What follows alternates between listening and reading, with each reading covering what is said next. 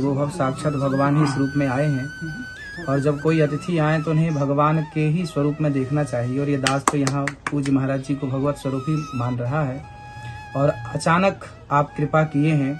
दास तो पता नहीं बुलाता तो कब बुलाता, किस तरह बुलाता, आपके पास समय होता नहीं होता। ये संतों की कृपा है कि अकस्मात हम जैसे पतितों को दर्शन देने के लिए आप आ जाते हैं।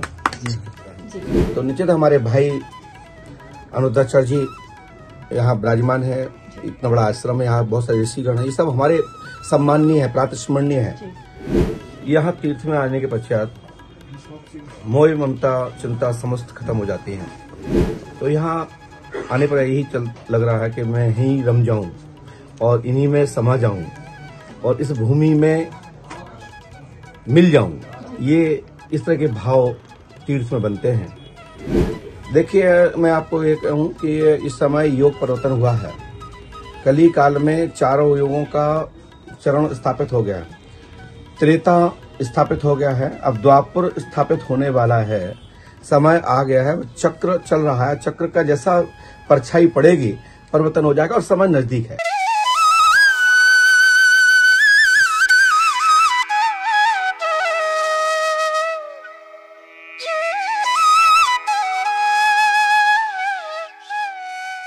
तीर्थ नगरी मथुरा के वृंदावन स्थित गौरी गोपाल आश्रम पहुंचे पंडोकर सरकार। यहां उन्होंने अंतर्राष्ट्रीय कथावाचक अनिरुद्धाचार्य महाराज से मुलाकात की, साथ ही धार्मिक, आध्यात्मिक सहित समाज के विभिन्न पहलुओं पर चर्चा की। वहीं चल रहे धर्म परिवर्तन पर भी चिंता जाहिर की। आपको बता दें, वृंदावन गौरी गोपाल आश्रम पहुँचे थे पंडोकर सरकार, जहाँ उन्होंने आश्रम का भ्रमण भी किया। आश्रम में रह रही अनाश्रित माताओं से उनके स्वास्थ्य पर चर्चा कर उनका आशीर्वाद भी लिया। पंडोकर सरकार ने अनिरुद्धाचार्य महाराज की प्रशंसा करते हुए कहा कि देखिए, कई जन्म जन्मांतर के जब भाग्य उदय होते हैं तब वो ऐसा शुभ अवसर बनता है।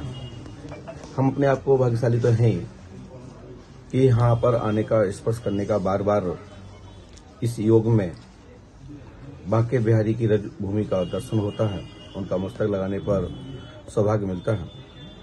ये कहने की बात नहीं है, ये जबान से मांस की जीभ है, बयान नहीं कर सकते। ये अनुभूति का विषय है, समर्पण का विषय है, रमने का विषय है। यहाँ तीर्थ में आने के पश्चात मोह ममता चिंता समस्त खत्म हो जाती हैं। तो यहाँ आने पर यही लग रहा है कि मैं यहीं रम जाऊं और इन्हीं में समा जाऊं और इस भूमि में मिल जाऊं। ये इस तरह के भाव तीर्थ में बनते हैं। तो इसका यही है कि आप भी आनंद लीजिए। आप नारद के रूप में भ्रमण कर रहे हैं और सौभाग्य मिलता रहता है कि आए दिन कोई ना कोई साधु संत, गुरुजन, महर्षिगण, विद्वान महापुरुष लोग जब मिलते हैं तो आपका भी उद्धार हो रहा है। आप लोग नारद के ही अंश हैं। आप बताएं किस प्रयोजन से आगे छेड़ा है? आप काफी समय से परिचय बना रहे हैं जी, लेकिन अभी और भी लोग का परिचय बना रहे हैं, तो उसके बारे में आप क्या कहना चाहेंगे? देखिए, ये ऋषि प्रधान देश है। ये परिचय बनाना कोई नई विधा नहीं है। ये ब्रह्म विद्या अनादि काल से, आदि काल से चला रहा। अब ऋषियों की कृपा है, संतों की कृपा है, गुरुजनों का आशीर्वाद है, कब किसको प्रसाद में मिल जाए तो इस पे कोई टिप्पणी टिप्पणी नहीं करते। लेकिन हम इतना ही कहूंगा कि खुली आंखों से देखना चाहिए और मीडिया का, नारद का जो वास्तविक कार्य है, सत्य को प्रकाश करना। तो चाटुकृता न करके धर्म का प्रचार हो, सत्य का प्रकाश हो और धर्म की स्थापना के लिए नारद की हमेशा से सम्मान रहा है। तो मैं आप लोगों से यही कहूंगा कि आप बड़े भाग्यशाली हैं कि आपको ये दायित्व प्राप्त हुआ है, जिसके माध्यम से देश का चौथे स्तंभ के रूप में आप लोग जाने जाते हैं। तो आप जो जानना चाहते हैं, मैं इतना ही कहूंगा कि ये विद्या प्राचीन है और अनादि है। महाराज जी, गोवर्धन में भी अवधेश कृष्ण शास्त्री पर्चा बनाते हैं, तो उनके बारे में आपका क्या कहना है? देखिए, अवध शास्त्री जी पंडोकर धाम से आशीर्वाद प्राप्त हैं। वहाँ की रज उनको प्राप्त है। उसी रज के कमाल है कि जो भी अनुभूति होती है, प्रेरणा मिलती है, जो भी अंतर्मन में जो भाव उठते हैं। हमारे यहाँ ये प्राचीन पद्धति है सरोदा। इस सरोदे के द्वारा ध्यान करते हैं लोग। इसमें कई बार लोग क्या बोलते हैं, वो निकालते हैं।